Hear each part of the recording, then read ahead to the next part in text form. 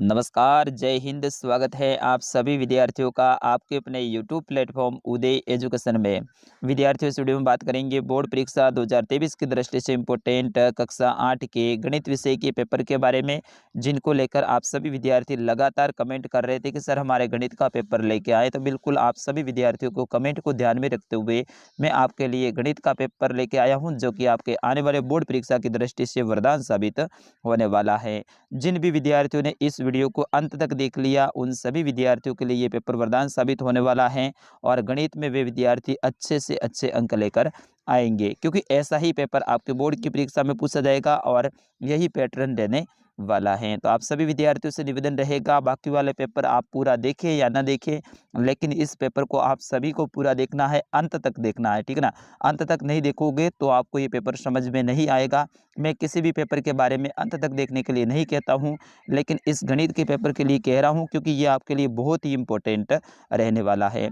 विद्यार्थियों, आपका पूर्णांक है वो 80 नंबर का रहेगा, यानी आपका पेपर है वो 80 नंबर का आएगा और आपको समय है वो लगभग 3 घंटे और 15 मिनट का दिया जाएगा। यहाँ पे भले 2.5 घंटे दिए हुए हैं, लेकिन 3 घंटे और 15 मिनट का आपका समय मिलेगा। सबसे पहले जो आपका भाग आता है विद्यार्थियों, वो आता है भाग संख्या अ, यानी पार्ट फर्स्ट। इसके अंतर्गत आपके वस्तुनिष्ठ प्रश्न रहते हैं, यानी अवसाद वाले प्रश्न रहते हैं, जिसको ऑब्जेक्टिव टाइप के प्रश्न अपन कहते हैं। विद्यार्थियों, वीडियो को अंत तक जरूर देखना है और चैनल को सब्सक्राइब नहीं किया है तो चैनल को सब्सक्राइब जरूर कर दीजिएगा। पहला प्रश्न देखिए, नीचे 4 विकल्प दिए गए हैं, सही विकल्प को कोष्टक में भरिए। यानी इसके अंतर्गत आपके अवसाद वाले प्रश्न आने वाले हैं। तो पहला प्रश्न देखिए, निम्न में से कौन सी परिमेय संख्या योज्य तत्समक हैं? तो आपको बताना है परिमेय संख्या जो कि योज्य तत्समक हैं वो कौन सी हैं। तो यहाँ पे देखिए, ऑप्शन अ में 0, ऑप्शन बी में 1, ऑप्शन सी में -1 और ऑप्शन डी में -2। तो विद्यार्थियों, जो आपके योज्य से तत्सम की बात हो रही है, तो आपका 0 हो जाएगा, ऑप्शन नंबर ए रहेगा इसका सही आंसर।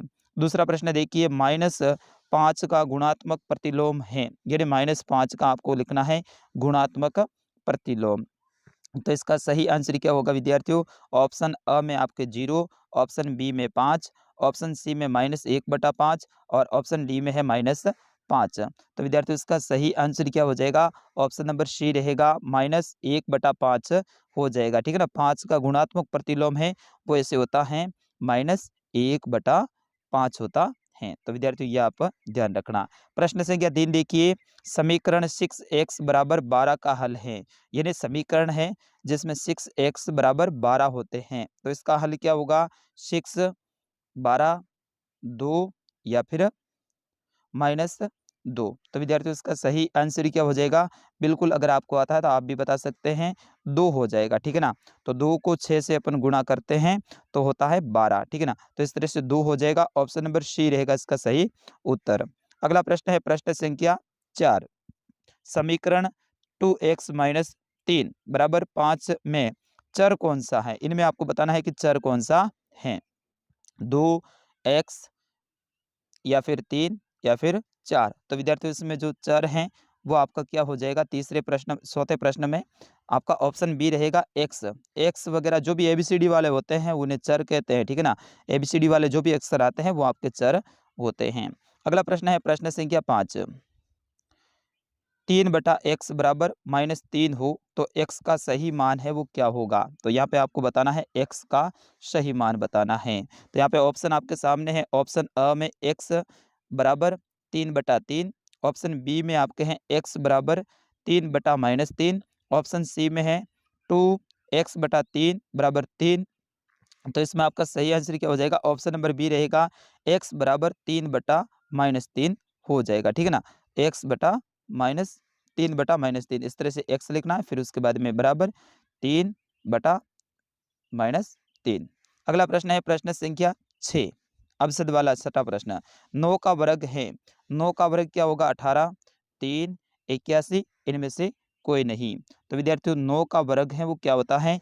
81 होता है। क्या होता है? 81 होता है, 9 81। तो ऑप्शन नंबर सी रहेगा इसका सही उत्तर। अगला प्रश्न है प्रश्न संख्या 7, 100 का वर्गमूल है, तो 100 का वर्गमूल क्या होगा विद्यार्थियों? 100 का वर्गमूल होगा वो होगा 10। ऑप्शन नंबर ए रहेगा इसका सही उत्तर क्या होगा? 10 होगा। अगला प्रश्न है प्रश्न संख्या 8। 15,625 यानी 15,625 के घनमूल के इकाई का अंक होगा 3, 4, 5, 6। तो इसमें घनमूल के जो इकाई का अंक है विद्यार्थियों, वो क्या हो जाएगा आपके 8वें में? सही आंसर रहेगा 5 होगा। क्या होगा? 5 होगा, क्योंकि यहाँ पे इकाई में क्या है? 5 है। अगला प्रश्न देखिए, प्रश्न संख्या 9। किसी कक्षा के 40 विद्यार्थियों में से 60% प्रथम श्रेणी से उत्तीर्ण हुए हैं, तो प्रथम श्रेणी में विद्यार्थियों की संख्या कितनी है? यानी 40 विद्यार्थी है, उनमें से 60% है वो प्रथम यानी फर्स्ट डिवीजन से वो पास हुए हैं, तो वो विद्यार्थी कितने होंगे? 20, 24, 28, 32। 60% निकालना है, तो विद्यार्थियों इसमें आपका जो सही आंसर होगा वो हो जाएगा 24। ठीक है ना? 24 होते हैं। कितने होते हैं? 24 होते हैं। क्यों? क्योंकि प्रत्येक 4 विद्यार्थियों पे हैं वो आपके 10% बनते हैं। ठीक है ना? 4 पे 10 बनते हैं, इसीलिए तो यहाँ पे 40 विद्यार्थी हैं तो 24 हो जाएगा। अगला प्रश्न देखिए, प्रश्न संख्या 11। 2 की घात -4 का गुणात्मक प्रतिलोम है। 2 की घात -4 का गुणात्मक प्रतिलोम है, वो क्या हो जाएगा? तो इसमें होगा आपका 16। ठीक है ना? ऑप्शन नंबर सी रहेगा इसका सही उत्तर, जब आप इसको हल करते हैं तो। अगला प्रश्न है 11वां कि कोष्टक में जो 12 डिग्री का मान है वो क्या होगा? तो इसमें 12 डिग्री का जो मान है विद्यार्थियों, वो हो जाएगा आपका 1 ही होगा। ठीक है ना? तो यहाँ पे ऑप्शन बी रहेगा इसका सही उत्तर। ठीक है। अगला प्रश्न देखिए, प्रश्न संख्या 12 कि 12x और 36 का सार्वगुणनखंड है। 12x और 36 का सार्वगुणनखंड है, वो क्या होता है? 12, 12x, 3 या फिर 36। तो 12 और 36 इन दोनों में देखिए, तो दोनों में ही 12 का भाग जाता है, इसीलिए आपका सार्वगुणनखंड है वो 12 हो जाएगा। ठीक है ना? तो ऑप्शन नंबर ए रहेगा इसका सही उत्तर। अगला प्रश्न है प्रश्न संख्या 13। चित्र में दिए गए आलेख है वो कौन सा है? चित्र है, इस तरह का जो आलेख होता है वो कौन सा होता है? दंड आलेख, आयत आलेख, वृत्त आलेख या फिर रेखीय आलेख? विद्यार्थी ये तो सबसे इजी प्रश्न है, बिल्कुल ऐसे प्रश्न आते हैं तो इनमें तो आपको पता ही है कि ये जो ऊपर ऊपर क्या हो रहे हैं, डंडे ही तो हैं, तो इसलिए इसको क्या कहते हैं? दंड आलेख कहते हैं। ठीक है ना? दंड आलेख कहते हैं। आयत चित्र में तो देखिए आयत होता है, वृत्त आलेख में आपका जो गोल गोल होता है बिंदी वाला वो वृत्त आलेख होता है, और ये रेखीय आलेख वो भी अलग होता है। अगला प्रश्न है प्रश्न संख्या 14। संख्या 10 गुणा 5 प्लस 6 का सामान्य रूप है, इसका सामान्य रूप है वो क्या होगा? तो विद्यार्थियों इसका जो सामान्य रूप है वो आपका ऑप्शन बी में दे रखा है 56 होता है। कैसे होता है? जैसे कि 10 को 5 से गुणा करते हैं, तो 10 को 5 से गुणा करते हैं तो 50 होता है। 50 में कितना जोड़ना है? 6 जोड़ना है, तो 50 और 6 कितना होता है? 56 होता है। तो इस तरह से आपका सही आंसर 56 हो जाएगा। और अब सद का अंतिम प्रश्न है कि कोई संख्या 10 से विभाजित होती है यदि संख्या के अंकों का योग 10 हो, संख्या के इकाई के स्थान पर 0 या फिर 5 हो, या फिर संख्या के इकाई के स्थान पे सम संख्या हो, या फिर इकाई का अंक है वो 0 हो। तो विद्यार्थियों ये भी बिल्कुल इजी सा प्रश्न है। 10 से विभाज्यता का नियम आपको आना चाहिए। 10 से विभाज्यता का नियम यही होता है कि आखिरी संख्या यानी इकाई का अंक है वो 0 होना चाहिए। जैसे कि 10 है, 10 के पीछे 0 तो 100 में 10 का आराम से जाएगा। अगर 5 के पीछे 0 है तो इसमें भी 10 का आराम से जाएगा। अगर 4 के पीछे 0 है तो इसमें भी 10 का आराम से जाएगा। उसी तरह से 5 से विभाज्यता का नियम है वो क्या होता है विद्यार्थियों? ऐसी संख्या जिसमें इकाई का अंक 5 या फिर 0 होता है तो उसमें भी 5 का पूरा पूरा भाग जाता है। अगला प्रश्न है आपका दूसरा प्रश्न, ये भी वेरी वेरी मोस्ट इंपॉर्टेंट है विद्यार्थियों। ऐसा ही पेपर आएगा, ये रियल पेपर है, आप बोर मत होना, पेपर को पूरा पूरा जरूर देखना।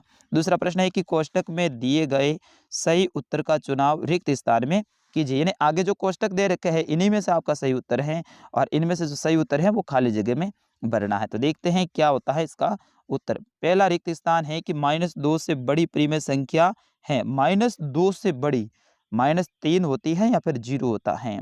तो विद्यार्थियों इसमें तो बिल्कुल इजी सा प्रश्न है। -2 से बड़ी है वो हो जाएगी आपके 0। 0 क्योंकि 0 से तो भी वो नीचे है ना, -1 फिर -2 फिर -3। तो यहाँ पे बड़ी की बात कर रही है तो इससे बड़ी क्या है? 0 है। अगर इससे छोटी की बात करते तो 3 होता। अगला देखिए दूसरा, x से 5 अधिक खाली जगह हैं, तो x से 5 अधिक हैं उसको क्या लिखेंगे, x प्लस 5 या फिर 5x। तो विद्यार्थियों ये भी बिल्कुल इजी सा प्रश्न है, तो इसमें लिखेंगे x प्लस 5, ये आपका फर्स्ट वाला हो जाएगा x प्लस 5, 5x मत लिखना आप, ठीक है ना। अगला है कि वर्ग में विकर्ण की संख्या खाली जगह होती हैं, 2 या फिर 4। विकर्ण कितने होते हैं वर्ग में, ये आपको बताना है। तो विद्यार्थियों ये भी तो बिल्कुल इजी सा है, वर्ग आपने पढ़ा है, तो वर्ग में विकर्ण है वो 2 होते हैं। कितने होते हैं, 2 होते हैं। अगला है कि 272 के सॉरी 272 के वर्ग में इकाई का अंक खाली जगह होगा। 272 में वर्ग में इकाई का अंक क्या होगा, 8 या फिर 4। तो विद्यार्थियों इसका सही आंसर क्या होगा, आप भी कमेंट करके बताने का प्रयास करें। तो इसका सही आंसर होगा, इकाई का अंक है वो 4 होगा, ठीक है ना। आप जब इसको हल करेंगे तो आपका 4 हो जाएगा। अगला प्रश्न है प्रश्न संख्या 5, इसी में खाली जगह में कि 50 का 50% का मान होगा। तो 50 का 50% यानी 50, 50 का आधा कितना होता है, 25 ही तो होता है। तो इसमें आप लिखेंगे 25, ठीक है ना। तो 50 का 50% होता है वो कितना होता है, 25 होता है। अगला है 6ठा प्रश्न। अवसद में जो आपकी खाली जगह में सटी है वो है 7x माइनस 42 का गुणनखंड होगा, यानी 7x माइनस 42 का गुणनखंड है वो क्या होगा। तो विद्यार्थियों आगे इसमें दे रखा है, इसका सही आंसर क्या हो जाएगा आपके सटी खाली जगह का 7, फिर उसके बाद में कोष्टक x माइनस से बड़ा कोष्टक बंद, कौन सा, ये पहले वाला है ना, ये आपका हो जाएगा इसमें। अगला देखिए प्रश्न संख्या 7, मूल बिंदु के निर्देशांक होते हैं 0 0 या फिर 3 2। मूल बिंदु के निर्देशांक विद्यार्थी ये तो सबसे इजी है, मूल बिंदु के जो निर्देशांक है वो 0 0 ही तो होता है, 0 0 होता है। अगला है प्रश्न संख्या 8 जो आपकी खाली जगह है कि संख्या 132 के अंकों को उल्टे क्रम पलटने पर बनने वाली संख्या है वो कौन सी होगी। 132 को आपको उल्टे क्रम में बदलना है, तो 132 को आप उल्टे क्रम में बदलेंगे तो 231 होता है, 231 होता है। तो यहाँ पे आपका 231 हो जाएगा। अगला प्रश्न है प्रश्न संख्या 3, निम्नलिखित कथनों को पढ़कर सत्य और असत्य चुनिए, यानी सत्य और असत्य चुनना है। तो इसमें पहला देखिए 2 व 0 के मध्य की परिमेय संख्या -1 है, 2 और 0 के बीच की परिमेय संख्या है वो -1 है। क्या ये सत्य है या फिर असत्य है, तो बिल्कुल ये असत्य है, क्योंकि 2 और 0 के बीच में तो आता है 1 आता है, 1.25 आता है, वो आता है, लेकिन या तो माइनस में बात हो रही है, मतलब ये तो 0 से नीचे है, तो इसलिए असत्य है। दूसरी देखिए y प्लस 9 बराबर 4 में y का मान -5 होता है, क्या ये सत्य है या फिर असत्य है। y प्लस 9 बराबर 4, y का मान -5 होता है, क्या ये सत्य है या फिर असत्य है, तो बिल्कुल ये सत्य है।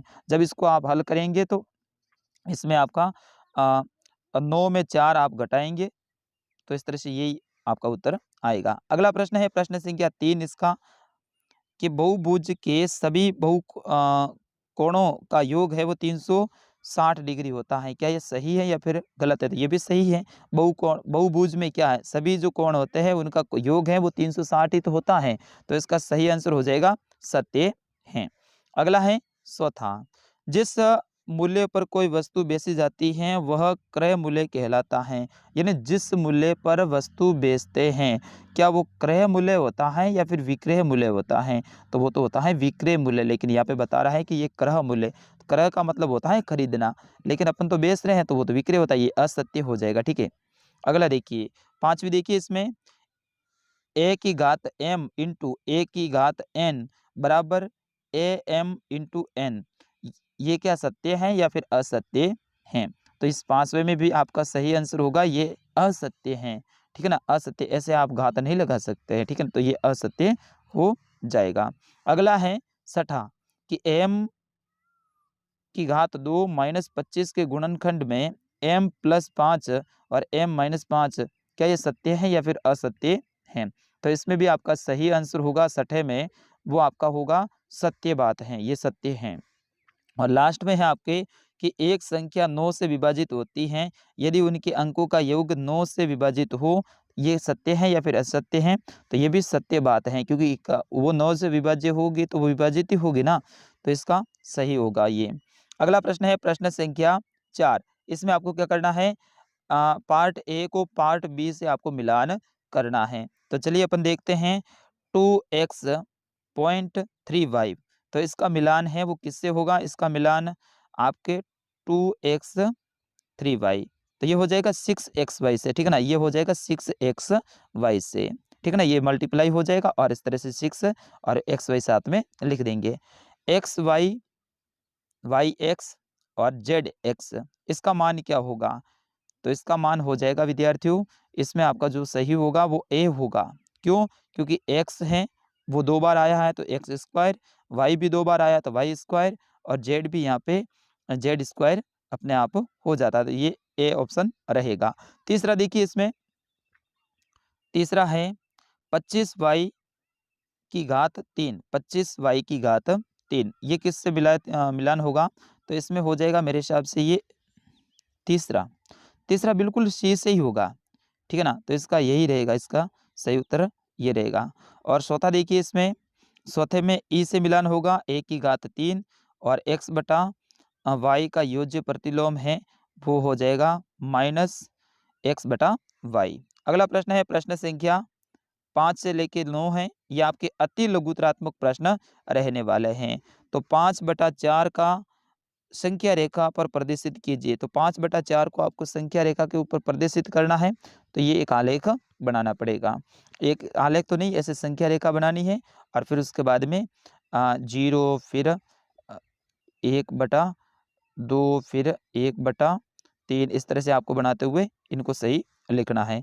अगला प्रश्न है कि 3x/5 plus 2x/5 plus x/5 को हल कीजिए, तो ये हल करना है।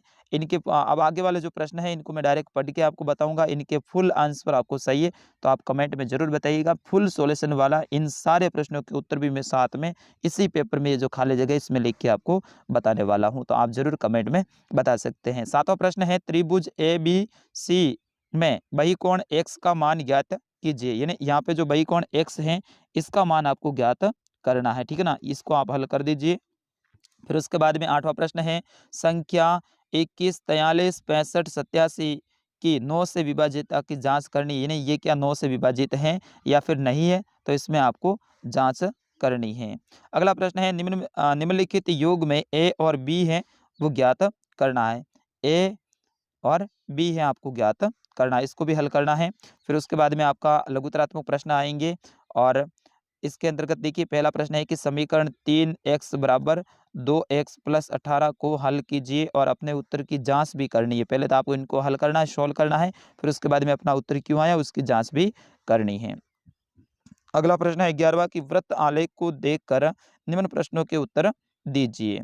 वृत्त आलेख देखना है, ये रहा वृत्त आलेख और इन प्रश्नों के उत्तर देना है, तो इनके उत्तर तो अभी अपन दे देते हैं। एक दिन में बच्चे द्वारा सोने पर व्यतीत समय, तो सोने पर व्यतीत समय है वो कितना है, 8 घंटे हैं, तो यहाँ पे आपको लिखना है 8 घंटे, ठीक है। उसी तरह से गृह कार्य में व्यतीत समय खेल से कितना अधिक है, गृह कार्य में व्यतीत समय है वो खेल से कितना अधिक है। गृह कार्य में इन्होंने 4 घंटे लगाए थे और खेल में इन्होंने कितने लगाए थे, 3 घंटे लगाए थे, तो 4 में से 3 घटा दो, 1 घंटा अधिक है, कितना है, 1 घंटा अधिक है।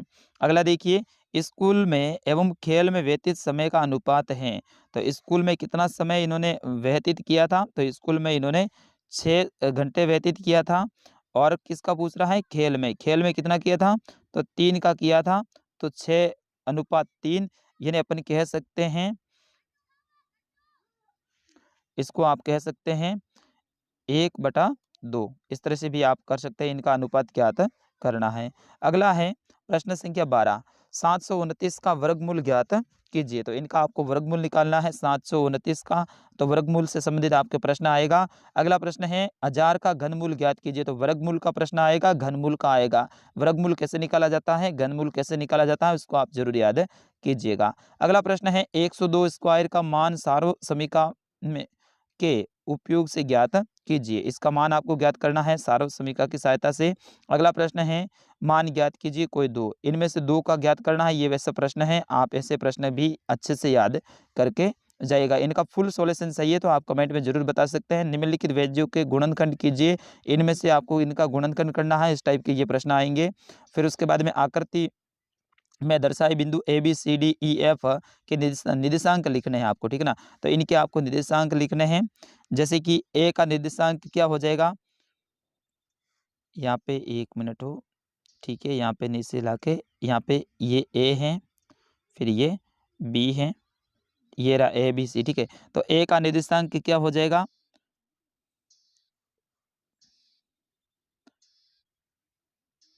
ये 1 2 3 4 5 6 7 8, दोनों साइड में 6 से संख्या आप लिख दीजिए, ठीक है। तो यहाँ पे ए का जो निर्देशांक है, इस साइड से ए है वो आपके 5 पे हैं, और इस साइड से 1 2 3 4 5, तो ए का निर्देशांक 5/5 इस तरह से हो जाएगा। फिर उसके बाद में ये बोल रहा है बी का निर्देशांक, तो बी यहाँ पे 5 पे है और यहाँ पे 1 पे हैं, तो यहाँ पे बी का निर्देशांक है वो 5 1 हो जाएगा, ठीक है। सॉरी 5 0 हो जाएगा, क्योंकि यहाँ पे कोई पहली लाइन है 0 वाली, ठीक है। फिर उसके बाद में सी का निर्देशांक, सी यहाँ पे है तो यहाँ पे 3 नंबर पे है, और यहाँ पे 1 2 3, तो यहाँ पे सी का निर्देशांक 3 3 हो जाएगा। इस तरह से आपको इनके निर्देशांक लिखने हैं। 18वां प्रश्न है कि निम्न आकृतियों में GUNS और RUNS समांतर चतुर्भुज हैं जिसमें x तथा y ज्ञात कीजिए। इसमें आपको x और y ज्ञात करना है। अगला प्रश्न है, इसमें अथवा में अभी आपके ऑप्शन मिल जाएगा। और हाँ, ये आएगा पाई चार्ट या फिर बारंबारता, ये वेरी वेरी मोस्ट इंपॉर्टेंट है, इसको आप जरूर याद करिएगा। निम्नलिखित सूचना को दर्शाने वाला एक पाई चार्ट खींचिए और ये सारणी व्यतीत करते हुए समूह द्वारा पसंद किए जाने वाले रंगों को दर्शाते हैं। तो इनका क्या करना, पाई चार्ट बनाना है। अगर पाई चार्ट नहीं है तो ये वाला भी आपके प्रश्न इंपॉर्टेंट हो जाता है। किसी विभागीय स्टोर में खरीदारी करने आए व्यक्तियों को इस प्रकार अंकित किया गया है। पुरुष को M लिखा गया है, महिला को W लिखा गया, लड़के को B लिखा गया, लड़की को G लिखा गया है। तो निम्नलिखित सूची उन खरीदारों को दर्शाती है जो प्रातःकाल पहले घंटे में आए हैं। ये तो है आपके इनके लिए निर्देशांक। मिलान चिन्हों का प्रयोग करते हुए एक बारंबारता बटन सारणी बनाइए और इसे प्रदर्शित करने वाला एक दंड आलेख भी बनाइए। पहले तो बारंबारता सारणी बनानी है। बारंबारता कैसे हो जाएगा, जैसे कि पुरुष के लिए है तो यहाँ पे M लिख दीजिए, महिला के लिए W लिख दीजिए, फिर लड़के के लिए क्या लिख दीजिए, B लिख दीजिए, लड़की के लिए क्या लिख दीजिए, G लिख दीजिए। अब आपको बताना है कि M कितनी बार आया है वो यहाँ पे लिखना है, W कितनी बार आया वो यहाँ पे लिखना है, B कितनी बार आया ये आपकी हो जाएगी बारंबारता सारणी, और फिर उसको आपको पाई चार्ट बनाना है। अगला प्रश्न है, ये आपका शायद लास्ट ही प्रश्न था। यहाँ एक और है, ये वेरी वेरी मोस्ट इंपॉर्टेंट रहेगा कि फेबिना ने रुपये 12,500 में 30 वर्ष के लिए 12% वार्षिक दर से चक्रवृद्धि ब्याज से उधार लिया है। यदि यही राशि इतने ही समय के लिए कौशल्या ने उसी दर से उतने ही समय के लिए साधारण ब्याज पर उधार लिया है, तो बताओ किसको अधिक ब्याज देना पड़ेगा। खुली बात है कि फेबिना को देना पड़ेगा ज़्यादा, लेकिन इसको सोल्व करते हुए आपको ये ब्याज चक्रवृद्धि और साधारण ब्याज के बारे में इस प्रश्न को हल करना है। तो विद्यार्थियों, ये था गणित का पेपर, और इस पेपर का पूरा सॉल्यूशन चाहिए, यानी पूरे के पूरे प्रश्नों के उत्तर चाहिए, तो आप कमेंट में जरूर लिखिएगा फुल सॉल्यूशन, ठीक है ना। आप सभी को लिखना पड़ेगा, ठीक है ना, फुल सॉल्यूशन लिखना पड़ेगा, तभी जाके मैं अगला प्रश्न पेपर है वो इसका लेकर आऊँगा। आप इस वीडियो को ज़्यादा से ज़्यादा शेयर कीजिएगा, लाइक कीजिएगा, और ऐसा ही पेपर आएगा, ठीक है ना। और आपको ये पेपर डाउनलोड करना है तो हमारी वेबसाइट पे जाइए, आप गूगल में जाके सर्च करना है udaystudy.com। आपको गूगल में जाके क्या सर्च करना है, udaystudy डॉट और फिर कॉम। जैसे आप सर्च करेंगे वहाँ पे एक राजस्थान जीके का ऑप्शन मिलेगा, उसी के अंदर ये गणित का पेपर आपको मिल जाएगा। तो विद्यार्थी मिलते हैं अगले वीडियो में, तब तक के लिए नमस्कार, जय हिंद।